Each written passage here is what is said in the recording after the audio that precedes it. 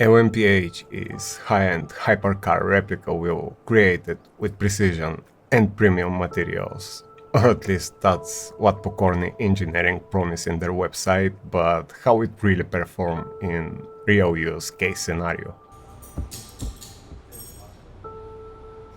The first thing I do testing different wheels is to crank up the force feedback on max and jump for a few hours drive. It is the fastest way to find out if there are any weak spots on the design. So, after spending entire day around 20 Nm peak torques, I'm happy to report I haven't found any uncomfortable hotspots for my hands around the grips in any extreme hands positions. I can easily give it 9 out of 10, even if the molded silicone grips doesn't have some crazy anatomic shape.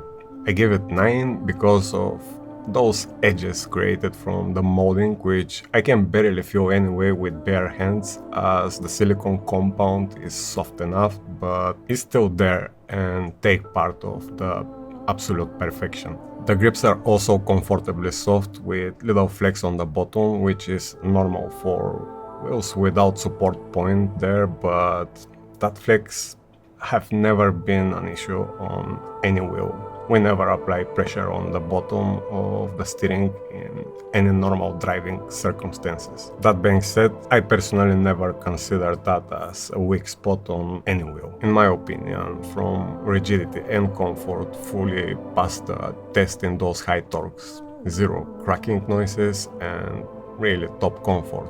Next important part are the ergonomics. The layout of the 6 buttons on each side is comfortably reachable with my thumbs without removing my hands off the grips, plus the 2 thumb rotaries inside gives me in total 16 inputs, and we have on the back 2 more buttons on the top for which I have to slightly move my hands to reach. From one hand, I would love to have instant access and use them for quick brake bias adjustment, but from other hand, if they interfere with the grips, will be dangerous in extreme hand movement situation. So it's probably not that bad idea to be there and be pressed only intentionally. The shifters are in the correct distance of my fingers as well, and as those magnetic shifters are pretty much the standard for those wheels, there is nothing crazy about. Medium stiffness, medium noise, adjustment on the pedal plate, which is 4mm by the way, nothing fancy, just good shifters for the current standards. And on the bottom, dual clutch system with automotive Hall sensor, which can be used as separate inputs or button. So,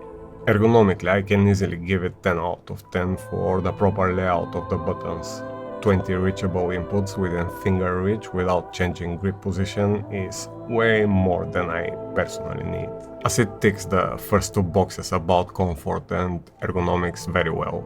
Next part is the features. It comes with 5-inch VOCOR screen instead of 4.3 most of those wheels use, and if you are aware of those LSD screens, you know how good contrast ratio they have. They are almost like OLED touch with really good black levels on max brightness. 800 by 400 resolution is also reasonable for the use case. Pokorny Engineering have created their own dash, to which I won't go in depth and you can figure it out from the picture here, but the important part is the wheel is compatible with SimHub, which you will need anyway to use it, and there are hundreds of other dashes to choose and configure for your personal light. 16 RGB LED light on top with ready profile provided from Pokorny Engineering and can be tweaked in SimHub to our like too. That part of the wheel is protected with scratch resistant Gorilla Glass and it really gives very premium look and protection. The top 2 of the 12 backlit buttons can be configured to telemetry as well and blink when they are engaged. Talking about the buttons, what I'm gonna say will be very subjective and it's just my personal taste, but those for me are the most cute buttons I have ever seen. On the bottom they look like simple white color backlit buttons, dimmable as well with medium stiffness, but those silicone colorful stickers make the difference. How cute are those really, and what pleasant colors they have, and so soft and pleasant in touch. I really love those. 6 rotary encoders with reasonably stiff engagement for precise inputs, with aluminum knobs, 4 in the middle and 2 on the thumb area, and of course 7-way funky switch, so plenty of inputs and features for sure. Next one is build quality.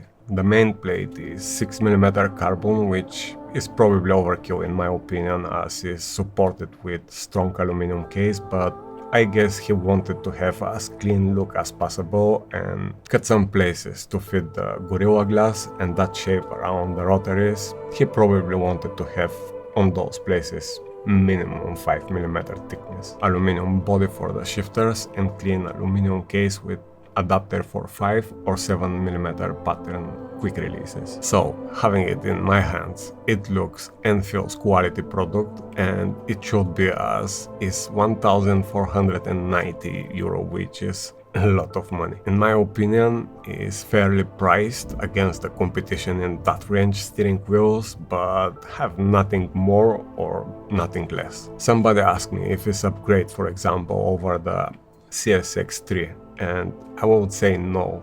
It is in the same range. It is bigger size in 300mm diameter, it has bigger screen, but CSX3 have more buttons and rotaries, and all buttons are connected with telemetry. They have their own advantages and disadvantages, but are in the same category, and will be mostly up to you to decide size-wise and aesthetically which one you prefer. The LMPH, it really is a very good quality wheel, but it comes with the price. Pokorny Engineering is mostly known as a do-it-yourself master in the community and have very interesting projects on his website, and the next thing we will explore is the GT3 DIY project I have here, so stay tuned if you love do-it-yourself projects.